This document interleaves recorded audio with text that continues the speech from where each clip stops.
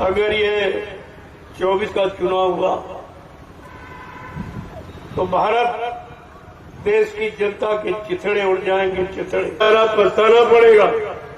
अब आज से कह रहा हूं, आपको रोना पड़ेगा। परमात्मा ने तुमको भी बुद्धि दी। ये बुद्धि परीक्षण का यंत्र है। इससे अच्छे बुरे पाप पुण्य शुभ अशुभ की पहचान की जाती है। माँ बहन बेटी बहू की पहचान की जाती है। ये परीक्षण का यंत्र, और आपने बुद्धि का प्रयोग ही नहीं किया, बल्कि बुद्धि को आपने गिरवी रख दिया। किनके पास? नेताओं के पास। कितने दिन के लिए? 5 साल की। एक दिन बुद्धि का दान किया, 5 साल के लिए तुम्हारा बुद्धि दान गिरवी हो गया।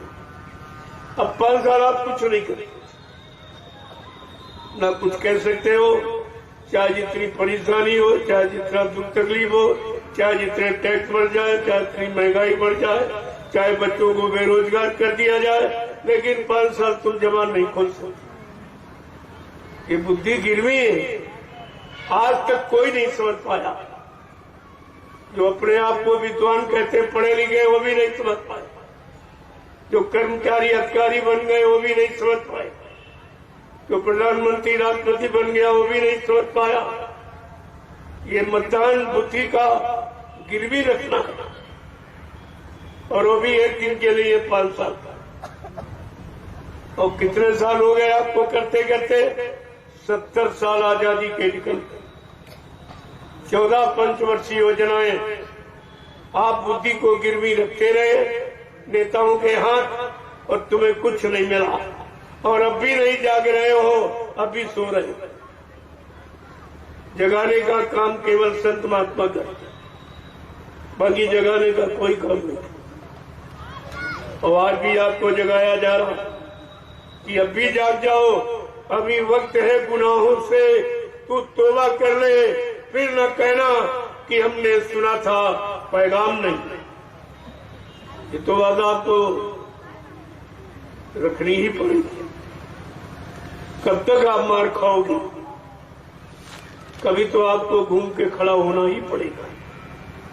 अगर पहले खड़े हो जाओ तो तुम्हारा कुछ बच जाए, कुछ बच जाएगा, नहीं तो बिल्कुल नंगा कर देंगे। और तब तुम महात्माओं के पास आओगे तो महात्मा कहाँ से तुम्हारी मदद करे? कपड़े की व्यवस्था, रोटी की व्यवस्था, मकान की व्यवस्था, धंधे व्यापार की व्यवस्था, नौकरी चाकरी की व्यवस्था, खेती की व्यवस्था, कौन कौन सी व्यवस्था आपको है? इसलिए वो पहले से आपको जगा रहे हैं। अब भी जाग जाओ और अपनी बची पूंजी को बचा लो। न ये भी जाने वाली, सब तो चला गया, बचा कुछ। और सब कुछ खोने के बाद भी आपको जानकारी नहीं हो रही।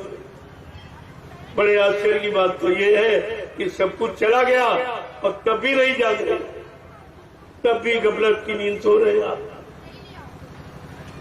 लेकिन महात्मा अपना कर्म कभी छोड़ दे।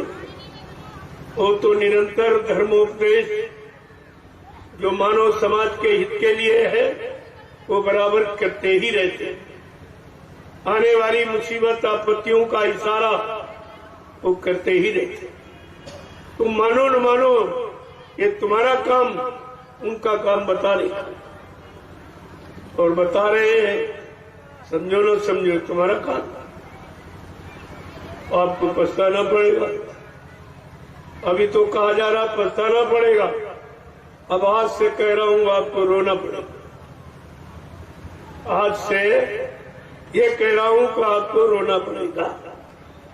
ऐसी स्थिति बनती चली जा रही, और बनाने वालों ने सारा देश बेच दिया, कुछ नहीं बचा। इस भारत देश में कुछ बचा ही नहीं। ऐसा राजा कभी नहीं आया। किसी युग का इतिहास उठा लीजिए आप। राजा ने जो भी निर्माण किया वो अपने राष्ट्रीय कोष से, जनता से कभी नहीं मांगा। और आज का राजा सब जनता से मांग रहा, और घुमा फिरा के महंगाई के द्वारा, टैक्सों के द्वारा, जीएसटी के द्वारा तरह तरह की योजनाएं अपनाकर तुम्हारे से निकाला जा रहा है और तुम्हारी समझ में अभी नहीं है। डॉक्टर जब फोड़े का मवाद निकालता है तो मरीज को आराम मिलता है, वो समझ जाता कि इसने जो निकाला है वो हमारे आराम की, लेकिन ये जो निकाल रहे इसमें तुम्हें क्या आराम मिला। लेकिन कोई नहीं कह रहा है, सब चुप एकदम मौन खड़े हुए। ऐसा डर गए कि मैं कह दूंगा सत्य तो नौकरी चली जाएगी, सत्य कह दूंगा हमारा व्यापार खत्म हो जाएगा। अरे व्यापार खत्म हो जाएगा, नौकरी चली जाएगी, इसकी चिंता आपको है, लेकिन देश चला जाएगा इसकी चिंता नहीं आपको। तुम जिस देश के नागरिक हो उस देश के बारे में आपको कोई चिंता नहीं। तो ये तुम्हारा कैसा नागरिकपन है कि नागरिक होते हुए और नागरिक बेचारा कुछ कह ही नहीं पा रहा, कुछ जबान नहीं खोल पा रहा। कितना अन्याय हो जाए, कितना अत्याचार हो जाए, कितना मतलब यानी महंगाई और कितनी गरीबी आ जाए, लेकिन आप कुछ कह ही नहीं सकते। तो फिर तुम्हारा जीने का अधिकार क्या?